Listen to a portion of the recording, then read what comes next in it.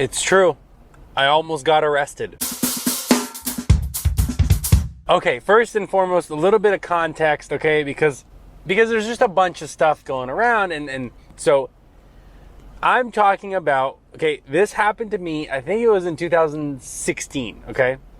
So nothing recently. It was also specifically the stuff that's going around with this whole GVWR, 26,000, 10,000, yada, yada, all this other stuff, you guys, okay? So let me tell you the story, and let me tell you why it's important to know your stuff, and then let me dispel or clear up some of the rumors or some of the falsehoods, okay? My story, or what happened, okay?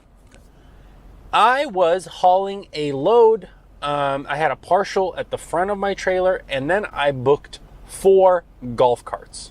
My truck was rated for 12,300. My trailer was rated for 13,700, which is 26,000 pounds combined.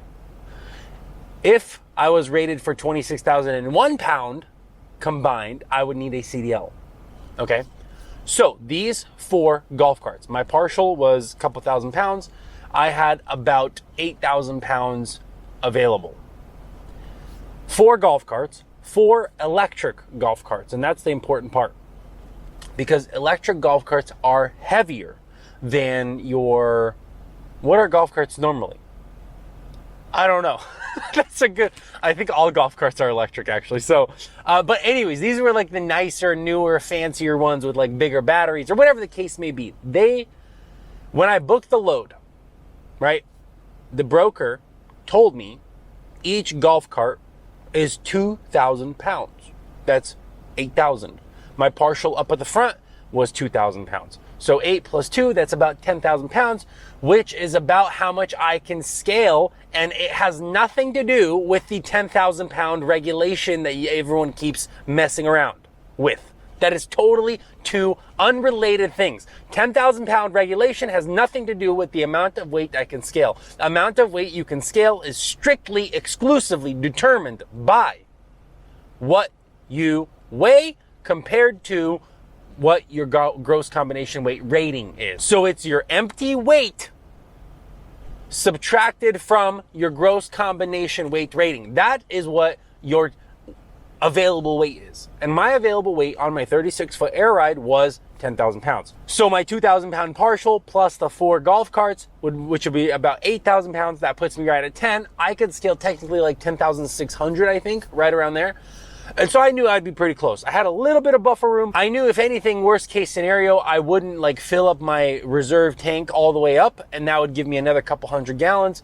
So I basically had about 1,000 pounds in reserve. I load up these golf carts. I'm driving, I'm minding my own business, no problems, no issues. I didn't grab a scale ticket because my air ride trailer made everything feel light. But it was really hard to judge how much something weighed. And so the broker was wrong by 400 pounds on each golf cart.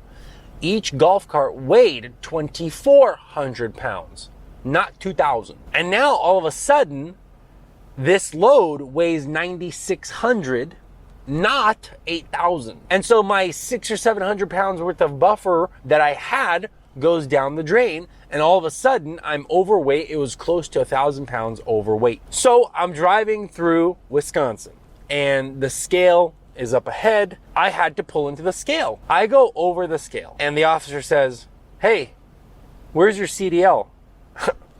I'm like, "Officer, I was born at night, but not last night."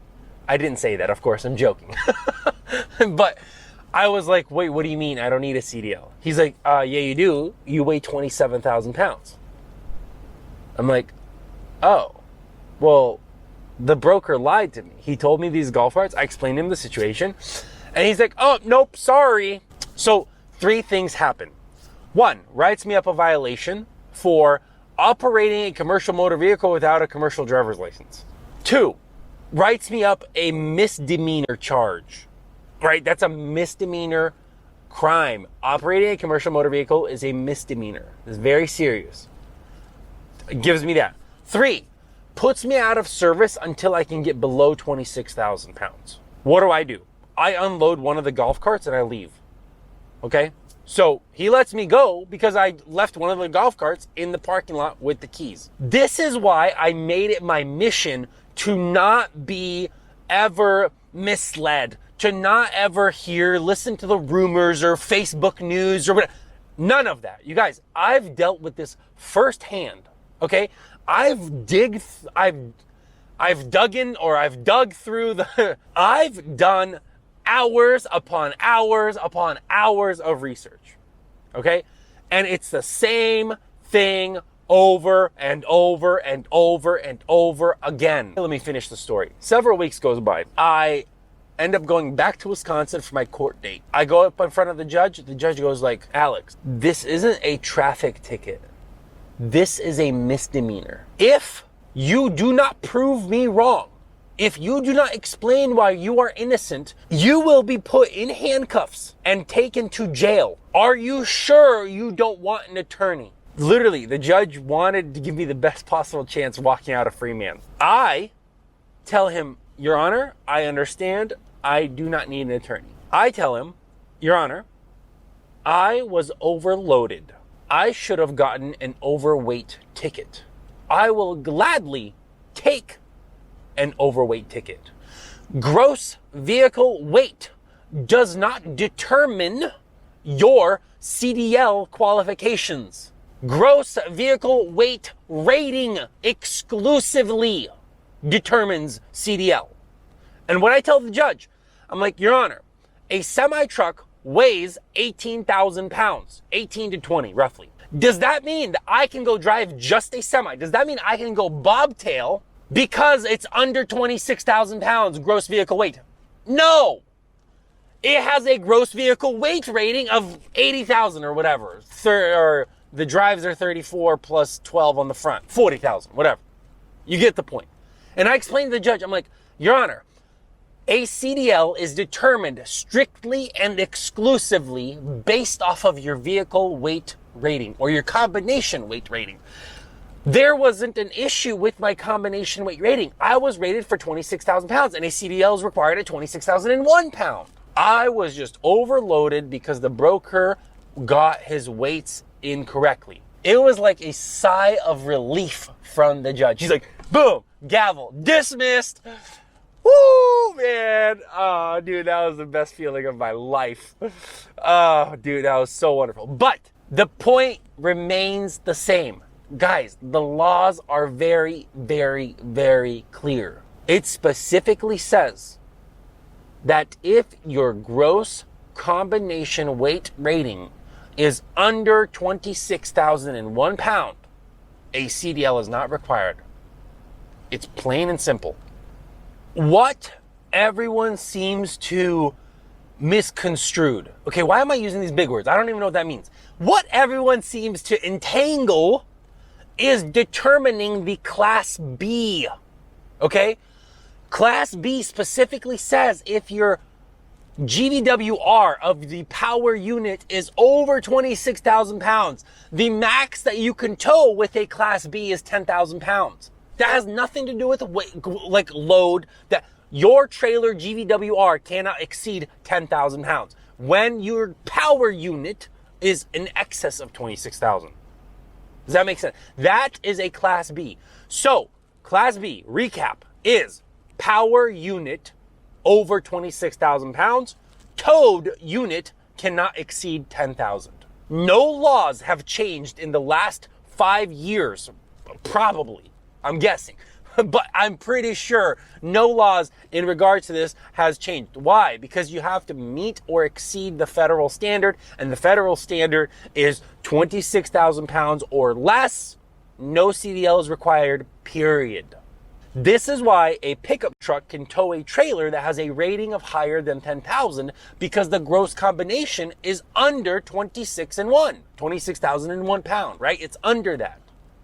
And because we are never, ever rated higher than 26,000 pound, a CDL is not required. Ever. California is the only exemption. That's it. I made a video going state by state through all of the states, literally every single one. I skipped Illinois accidentally for some reason. Here, this is the video that I'm talking about. This video right here. Do you see this? State by state, I went and looked through every single state reading what it says. And California was the only one that said any towed unit in excess of 10,000 pounds requires a CDL. This has been, for the last 3 years, literally all I've become an expert on. So do your due diligence, do your research. Do not get your news from Facebook. Do not get your news from Twitter. Look up your state's laws. It is very easy. All you have to do is type into Google commercial driver's license handbook and your state. That's it. And in the first 3 pages, you'll find one of 2 things, a flow chart and the actual written out. And that flow chart is really easy. So if you ever are in a situation where you don't really know what to do, having that driver handbook handy, it's the best thing you can do for yourself. So I don't want this to be a rant video. I don't want this to be this is just strictly educational. Guys, there's so much stuff that my channel is growing and I just get consistently the same thing over and over and over and over. And I feel like I've beaten a dead horse. A CDL is not required. The 10,000 pounds worth of freight that I can scale has nothing to do with the 10,000 pounds GVWR that a Class B can tow. Class A is determined exclusively if your gross combination weight rating exceeds 26,001 pound, period. And because I never exceed that, I never need a CDL. And I don't see any laws on the horizon that are going to change that anytime soon, both in my home state and federally. So I look forward to hearing from you guys in the comments down below. That'll do it for this video, goodness gracious, and I'll see you guys in the next one. Peace.